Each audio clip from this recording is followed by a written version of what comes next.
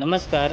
युवा आवाज लाईव्ह न्यूजमध्ये आपले स्वागत आहे. युवा आवाज लाईव्ह न्यूज कार्यालय उद्घाटन समारोह संपन्न.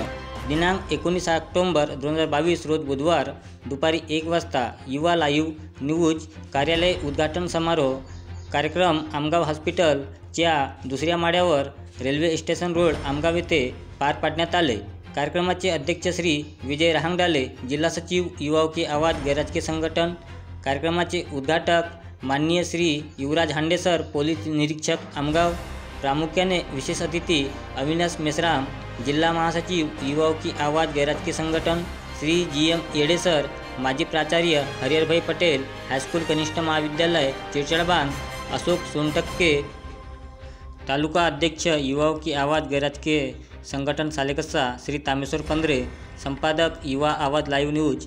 श्री हरिहर पातोडे, उपसंपादक युवा आवाज लाईव्ह न्यूज. श्री गजेंद्र बसोने, सचिव युवा आवाज लाईव्ह न्यूज. श्री नरेंद्र रहांगडाले, सहसचिव जिल्हा गोंदिया.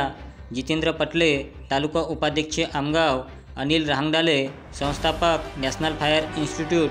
श्री जियालाल पंधरे, माजी जिल्हा परिषद सदस्य.